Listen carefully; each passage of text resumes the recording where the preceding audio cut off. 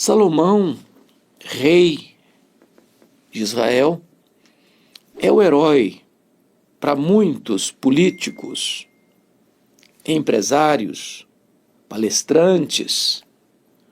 É um ícone da sabedoria, da prosperidade e da riqueza. Para muitos ele foi o grande expoente do empreendedorismo, um homem que vai demonstrar sabedoria incomum e riqueza colossal. Eu queria olhar para a vida deste homem e tirar da sua biografia alguns exemplos e alertas para a nossa geração. Primeiramente, Salomão foi filho de Davi e Batseba. Batseba tornou-se mulher de Davi numa circunstância muito vergonhosa. Ela era mulher de um soldado de Israel, um dos valentes de Davi. E Davi a viu se banhando, foi atraído, mandou chamá-la, coabitou com ela, lhe engravidou.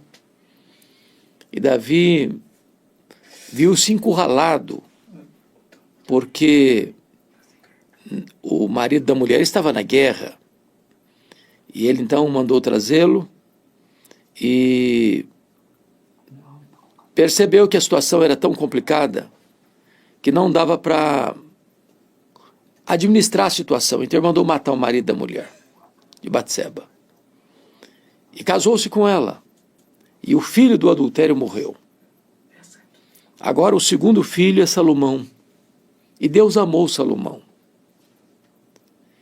E Deus disse para Davi que Salomão, o filho de Batseba, haveria de sucedê-lo no trono. Então, esse menino foi criado com muito desvelo. Foi chamado também de Jedidias, o amado do Senhor. Salomão, o homem da paz, o pacífico. E ele cresceu assim, sabendo que ele seria o sucessor do seu pai, uma vez que Davi foi o maior rei de Israel. Mas ele enfrentou dois problemas, porque seu irmão, Absalão, conspirou contra o pai para matar o pai e para tomar o trono do pai, mas não logrou êxito. Absalão foi morto nessa empreitada de rebelião. Agora Davi, já no final da vida, já velho, já acamado, enfrenta um outro problema, porque seu filho Adonias usurpa o poder, se autodeclara rei, convoca os irmãos para participarem da festa de posse, e então ele se declara o sucessor do pai, ainda que o pai ainda estivesse vivo. Por intervenção do sacerdote e de Batseba, Davi ainda tem forças e disposição para reverter o quadro, para chamar Salomão, para mandar ungir Salomão, para trazer Salomão para sentar no trono e proclamar a Israel que Salomão era um novo rei. Isso levou Adonias a ficar numa situação de muito desconforto, e Adonias precisou se refugiar no templo, e mais tarde ele não cumpriu as ordens de Salomão e morreu pelas mãos de Salomão. Salomão então começa o seu governo de uma maneira muito positiva, humildemente pedindo a Deus, porque Deus disse para ele: você pode pedir o que você quiser. E ele não pediu riqueza, ele não pediu a morte dos seus inimigos, ele pediu a Deus discernimento, sabedoria para governar o povo. Deus agradou-se do seu pedido e Deus deu a ele sabedoria incomum e riqueza colossal, a ponto da Bíblia afirmar que ele foi o homem mais sábio da sua geração e o homem mais rico da sua geração. Deus deu a ele paz nas fronteiras. Deus deu a ele prosperidade dentro dos muros. E ele teve um reinado próspero, conquistando terras, conquistando povos, recebendo tributos, recebendo proventos de todos os lugares do mundo, a ponto de tornar-se um rei opulento de um reino muito, muito, muito poderoso. É muito importante que Deus deu a ele também o privilégio de realizar o sonho de seu pai, porque o sonho de Davi era construir o templo para adoração a Deus em Jerusalém, para que a Arca da Aliança não ficasse em tendas, mas fosse colocado no templo. Davi chegou a reunir toda a riqueza necessária para a construção do templo.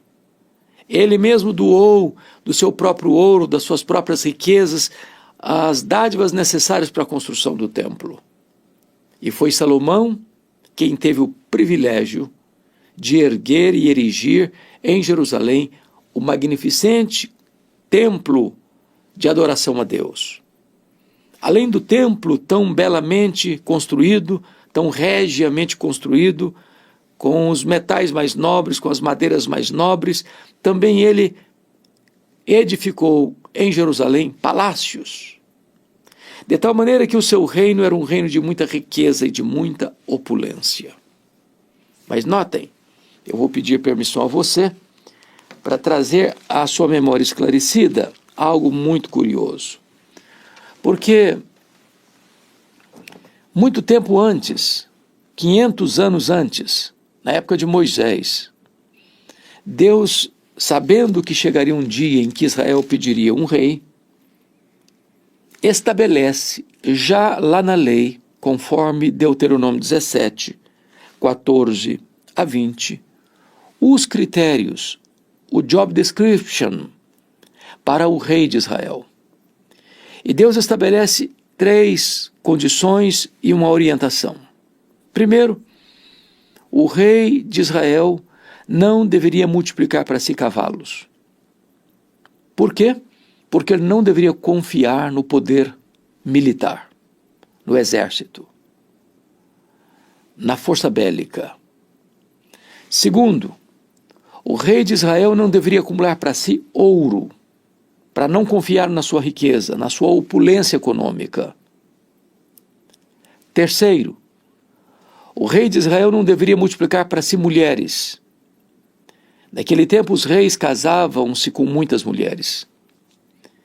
E a questão não era tanto a questão de devassidão moral ou poligamia, mas esses casamentos eram casamentos diplomáticos, políticos, de alianças com outros povos, outras nações.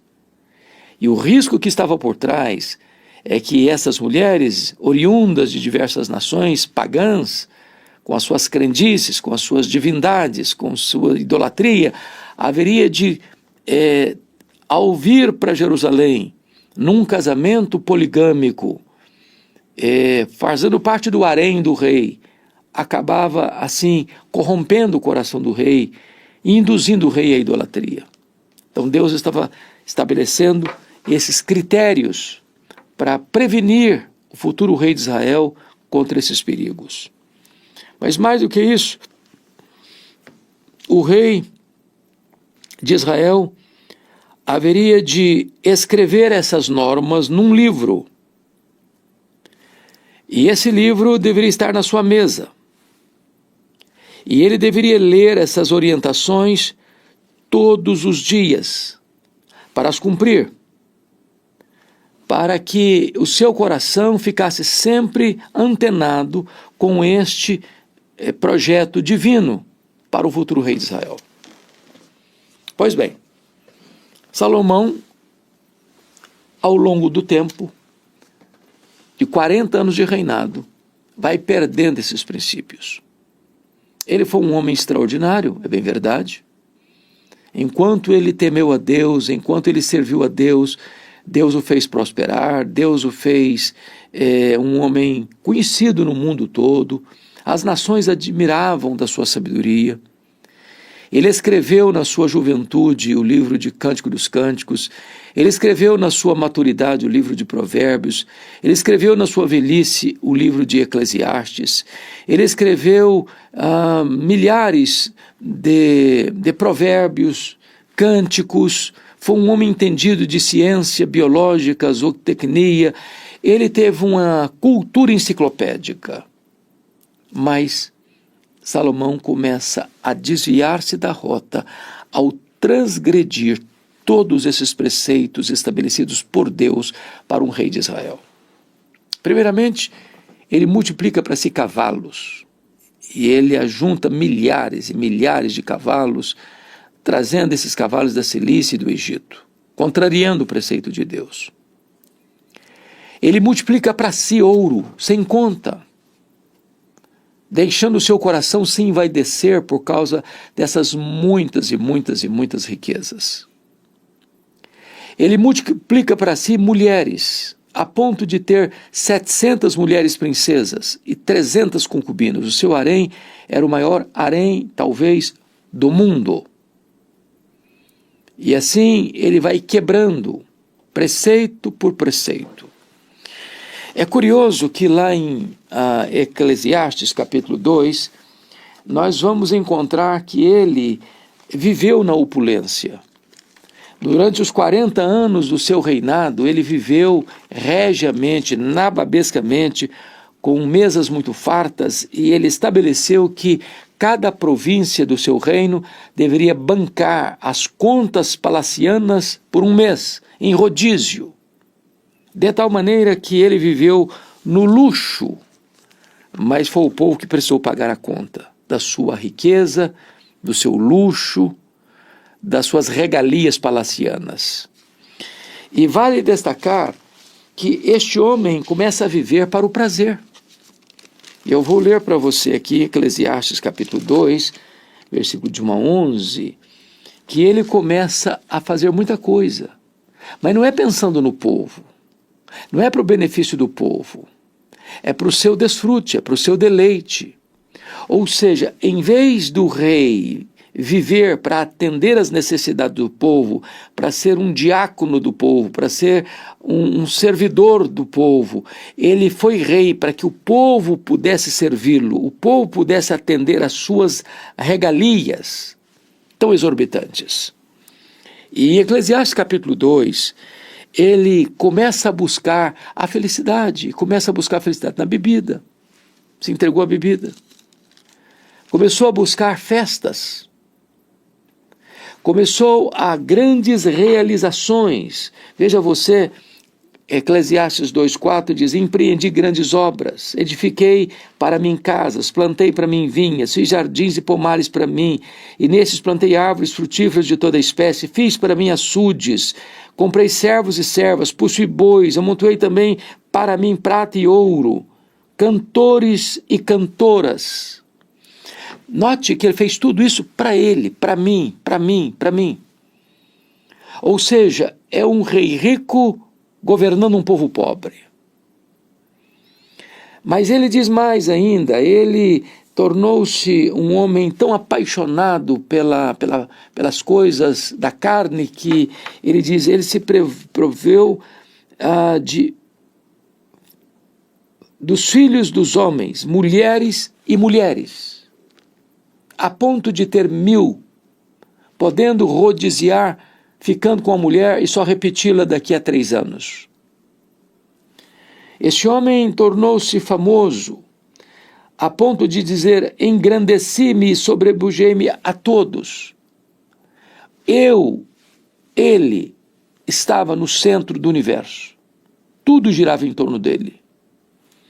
Ainda diz mais, tudo quanto desejar os meus olhos eu não neguei, não privei o coração de alegria alguma. Ou seja, tornou-se um rei hedonista, que viveu no luxo, no fausto, com banquetes opíparos, tendo na sua mesa mais 1000 mulheres, mais os comensais, mais os ministros, mais os líderes. Ou seja, o palácio era uma festa permanente durante 40 anos. Quem pagava a conta? O povo. A ponto dele fazer outra coisa terrível. Ele começou a instituir a escravidão. e tinha feitores de escravos. Ou seja, enquanto o rei está vivendo no luxo, no ouro, nas pratas, nas pedras preciosas, em palácios de cama de marfim, de trono de marfim, coberto de ouro, o povo estava lá na ponta, ralando, debaixo do açoite, trabalhando forçado para manter as regalias de um homem que quer viver no luxo e não se importa com o povo, mas explora o povo para viver no fausto e na riqueza. Esse não era o projeto de Deus. Aliás, o projeto de Deus para o líder é de um líder servo. É por isso que o maior de todos os líderes, o Filho de Deus, sendo Deus, não julgou como usurpação ser igual a Deus. Antes a si mesmo se esvaziou, assumindo a forma de servo, humilhando-se até a morte e morte de cruz. Ele não veio para ser servido, ele veio para servir.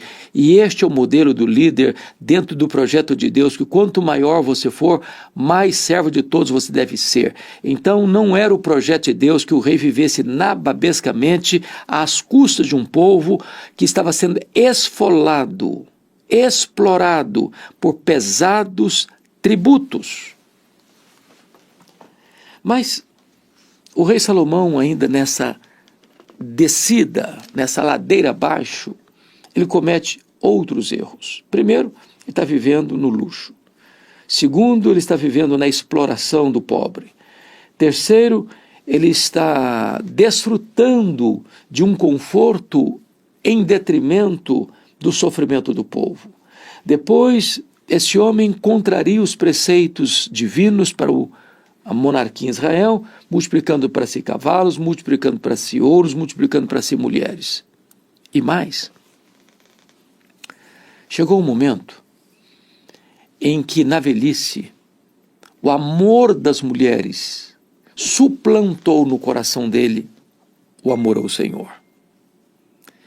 E esse homem que foi tão fiel e zeloso em edificar a casa de Deus, agora vai construir capelas, santuários para deuses pagãos, defronte ao templo de Jerusalém. Agora ele vai favorecer e promover a idolatria em seu reino. Agora a estultícia e a cegueira espiritual tomou conta dele. Mas ele dá um passo além. E ele também agora pessoalmente começa a se prostrar e a adorar esses deuses falsos, esses deuses pagãos. Seduzido e induzido pelo amor de suas mulheres, ele se torna um idólatra. Ele vai ao fundo do poço. Ele perde por completo seu compromisso com Deus. A sabedoria que ele havia recebido tornou-se estultícia. A riqueza que ele havia acumulado era para o seu conforto, em detrimento do povo que trabalhava debaixo da chibata e do povo que recebia como recompensa pesadíssimos tributos e impostos. É o rei rico e o povo pobre.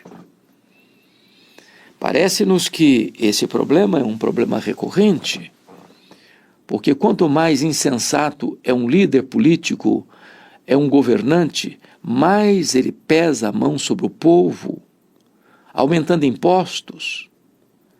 E isso não é um ato sábio, porque ele, em vez de ele promover a riqueza, em vez dele facilitar para os empreendedores, em vez de facilitar para que os empresários possam crescer e assim ter mais emprego e poder pagar melhor os seus assalariados, ele vai minando, ele vai solapando a economia, buscando viver alienado do povo no luxo, no fausto, na riqueza, na pompa, enquanto lá na ponta gente está gemendo, gente está com o pescoço esfolado pela canga de pesados tributos. Foi isso que aconteceu com Salomão.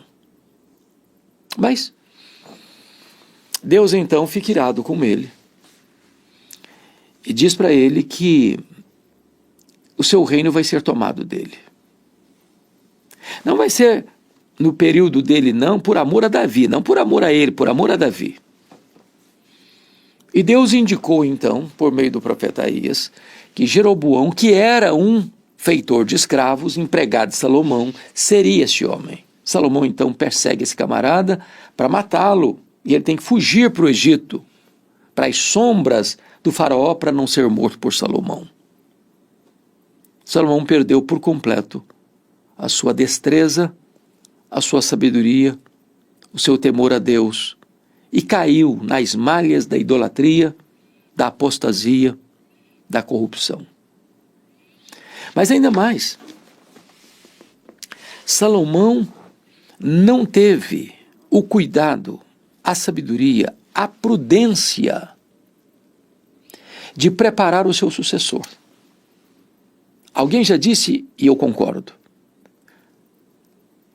sucesso sem sucessor é fracasso.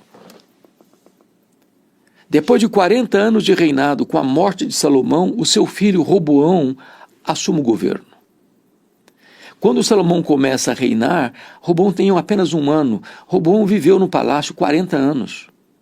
Menino mimado, criado a pão de ló, banquete todo dia, música todo dia, festa todo dia, luxo todo dia, regalia todo dia. Não sabia o que era luta, não sabia o que era sofrimento, não sabia o que era a dor do povo, não estava acompanhando o sofrimento dos seus súditos, e ele assume o governo nessa conjuntura. Quando ele assumiu o governo, esse cidadão, Jeroboão, retorna do Egito, lidera o povo para uma audiência com o rei Roboão. E eles disseram, por meio de Jeroboão, o seguinte: olha, rei, Salomão pesou demais a mão sobre nós. Ele viveu no luxo, mas nós vivemos debaixo da canga de pesados impostos e tributos. Então viemos aqui fazer uma reivindicação. Abaixa os impostos, alivia os tributos, nos permita respirar. Nós estamos pagando, nós estamos trabalhando apenas para pagar a conta do rei. Nós queremos também usufruir um pouco do fruto do nosso trabalho. Nós temos os nossos filhos, nós precisamos dar a eles uma vida digna. Alivie os impostos e nós seremos fiéis. E nós nos comprometeremos em servi-lo e acompanhá-lo e honrá-lo no seu reinado. O filho de Salomão escutou essas reivindicações e foi buscar conselhos. Aconselhou-se com os anciãos, e os anciãos disseram: olha, atenda o povo. De fato, Salomão acumulou muito ouro, muita prata, muita riqueza. Viveu no luxo 40 anos, mas quem pagou a conta foi o povo. Não tem almoço de graça. Se alguém está comendo de graça, alguém está pagando a conta. Ele não gostou do conselho.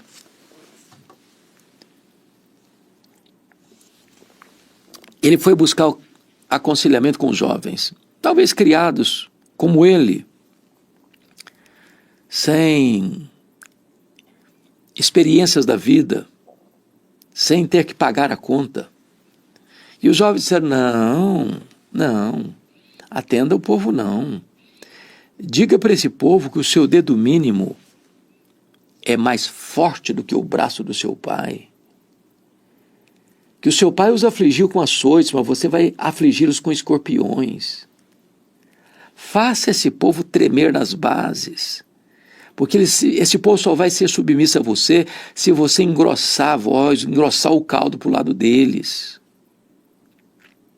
E Roboão, filho de Salomão, sem qualquer sabedoria,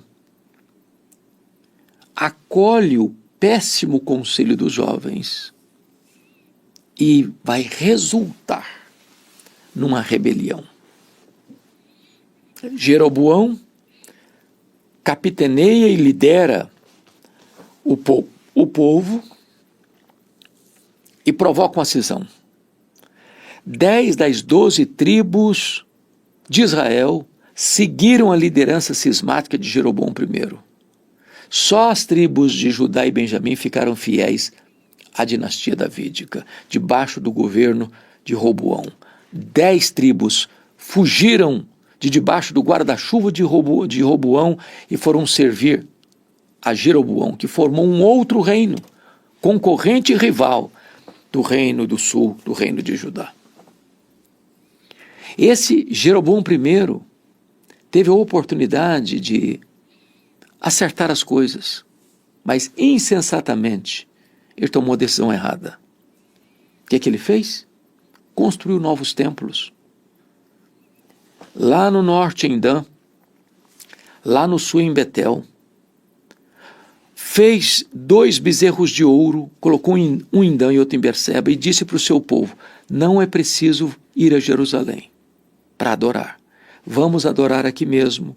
Nós agora temos novos deuses, novos templos, novos sacerdócios, novas liturgias. Agora nós vamos fazer a coisa do nosso jeito.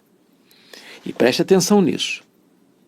Preste atenção nisso. Esse reino, chamado Reino de Israel, o Reino do Norte, também chamado de Efraim às vezes, durou de 931, na morte de Salomão, até 722. Nesse período nós tivemos 19 reis, em 8 famílias diferentes governando. Todos esses 19 reis andaram no caminho de Jeroboão, ou seja, não se apartaram da idolatria. Se curvaram aos bezerros de ouro. Chafurdaram-se na idolatria mais tosca. Essa tragédia toda da idolatria que governou as 10 tribos de Israel até o seu exílio na Assíria ou pela Assíria em 722, nasceu dentro do palácio de Salomão. Todos os 19 reis foram maus. Jeroboão I, Nadab, Baasa, Elá, Zinri, Onri, Acabe, Acasias, Jorão, Jeú, Jeoacás, Jeoás, Jeroboão II, Zacarias, Salum, Menahem, Pecaías, Peca e Oséias. Desses 19 reis, vários foram assassinados. E o regicida, o assassino do rei, é quem assumiu o trono. Por exemplo, Elá foi assassinado por Baasa. Nadab foi assassinado por Baasa. Elá foi assassinado por Zinri. Zinri cometeu suicídio. Jorão foi assassinado por Jeú. Zacarias foi assassinado por Salum. Salum foi assassinado por Menahem. Pecaías foi assassinado por Peca. Oséias foi levado cativo para a Síria, para Nínive. Veja você que essa confusão das 10 tribos do norte, mergulhadas na idolatria, na feitiçaria, no culto a Baal, adoração de bezerros de ouro, o trono, um centro de conflito, de intrigas, de traições, de conspirações, tudo isso nasceu dentro da casa de Salomão.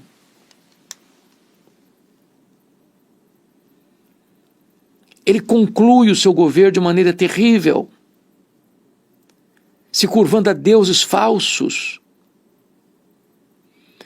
E dali para frente, durante 209 anos, essas 10 tribos do norte nunca se apartaram da idolatria, nunca. Então eu preciso afirmar que Salomão, em vez de ser um herói, termina o seu reinado e deixa um legado que foi um verdadeiro fiasco. Fiasco. Agora, lição. Isso é um alerta para nós. Porque não basta começar bem, é preciso terminar bem. Não podemos negociar princípios e valores.